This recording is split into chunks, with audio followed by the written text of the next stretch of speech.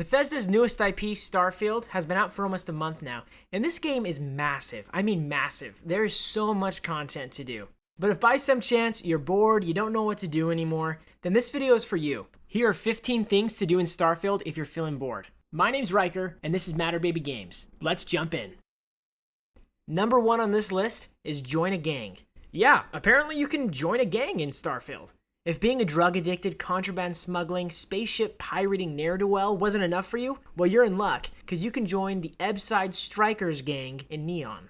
And this gang is actually pretty easy to join. All you have to do is go to the Ebside of Neon and go down to Madame Savage's. Once you're inside of Madame Savage's, talk to this lady, and she'll take you to her boss, and who knows, maybe you'll be accepted in. But yeah, if you're going for a pacifist playthrough, this quest line is probably not for you. Number 2 on our list is accept a mission from a mission board. Now, if you're familiar with Starfield and you've played a lot, you probably have seen mission boards. All you got to do is go down to one of the main cities. They're everywhere. They're actually also at some outposts on different planets. But if you just accept a mission from there, there's all kinds of content that will keep you busy for a long time. And it's a pretty good way to get some credits. Coming in at number 3 on our list is buying a home and decorating it.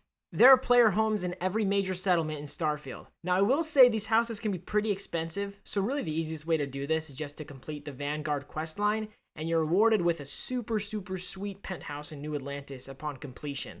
It can actually be really rewarding to just spend time building your house, spending time decorating it, making it look how you want it to look.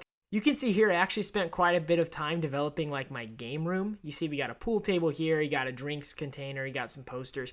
It's great, I love it. Next on our list at number 4 is become a chef.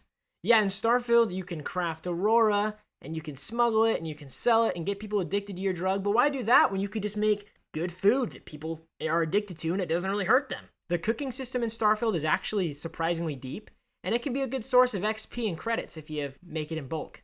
Coming in at number 5 at our list is freeing the great Genghis Khan from his confinement. Now, I don't want to get too far into this because I don't want to spoil a pretty fascinating and enjoyable quest, but all I'm going to say is just head your way over to the Charybdis system. You won't be disappointed. At number 6, we have get a job. Now, if you've played Starfield a bit, you've probably already seen the Ryujin kiosks. All you got to do is walk up to them, submit your job application, go down to Ryujin Industries for your interview, and then see if you get hired. Most likely you'll get hired. I've tried a lot of different scenarios in which I've done pretty poorly on the application, and I've always gotten hired. But it's a pretty sweet quest line to begin, and it can be fun to have a job in the settled systems. Speaking of getting a job, why don't you get a job as a space trucker? That brings us to number 7. If you head up to the Deimos space station right outside of Mars, and then talk to the lady that's in charge of sales, she'll actually give you a contract to go and transport a whole bunch of nickel or different resources, and every piece of that resource you bring back to the Deimos space station, you get paid for. So it can be a fun way just to live out your space trucker dreams. Now, if being a space trucker sounds interesting to you, you're probably going to want to upgrade your cargo hold in your ship.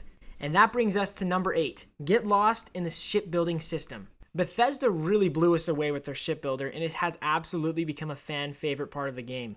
If you've been online at all, you've seen some pretty crazy designs that people have come up with inside of Starfield's shipbuilder.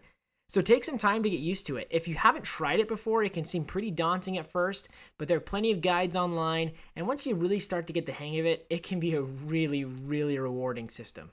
I mean, what's cooler than flying around in the spaceship that you built? It's pretty sweet. Speaking of systems you can get lost in, how about the Outpost System? Now, the Outpost System in Starfield isn't perfect, and it sure does leave a lot of things to be desired, especially when it comes to inventory management, but it can be a lot of fun nonetheless.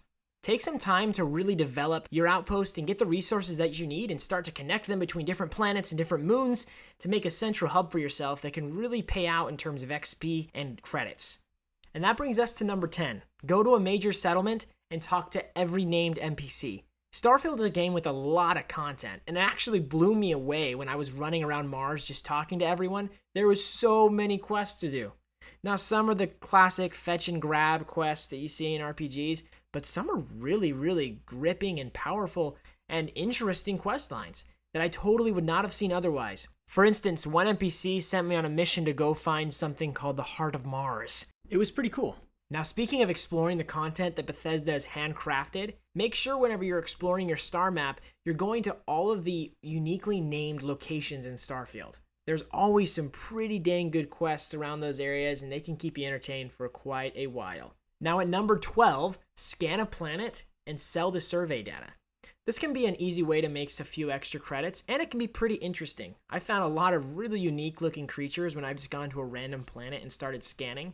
Something about scanning different plants and animals and resources really scratches that completionist portion of my brain, and it's been a lot of fun to try and 100% different planets and to sell that data for credits. And that brings us to number 13 on our list, jumping between different systems. A lot of the game's random encounters exist in that space between landing on a planet and moving into a new system. And so if you're constantly just fast traveling onto that planet, you're going to miss a lot of that content. Now, I've seen things from the infamous warranty man who always asks about your ship's extended warranty to a grandma who just wants to give you some cookies. So who knows, maybe you'll find that, maybe you'll find a traveling space shanty singing man, or just a whole bunch of spacers to blow up, you never know. At number 14 on our list is to go and find all the Starborn Powers. These can be found throughout the Settle systems at various temples, and in order to get their locations, all you gotta do is talk to Vlad up in the eye. These will unlock a lot of different powers that can be really useful in the game, and some are honestly a little bit OP. In addition to that, generally after you get the power, you'll fight a Starborn, which is a good way to get some quantum essence. Also, these powers stay with you and can actually be upgraded as you start in New Game Plus. Every New Game Plus run, you have an opportunity to get the same power and actually upgrade its effectiveness. So it's never really a waste of time to get these.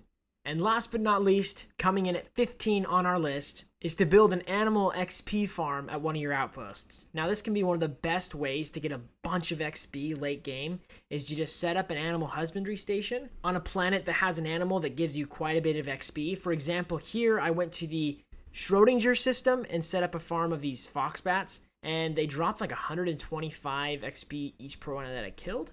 So it was actually a pretty effective way to get some XP. So try it out. This has been 15 different things you can do in Starfield if you're feeling a little bored. Now hopefully you guys are enjoying the game as much as I am, and I hope that I was able to give you some ideas to keep you entertained for the next while until we get the DLC. If you have any other suggestions of things to do in Starfield when you're bored, please leave it in the comments below. Obviously this is not an exhaustive list, so I'd love to hear what you guys have in mind. Don't be afraid to hit that like button, and please subscribe for more Starfield content. Talk to you later.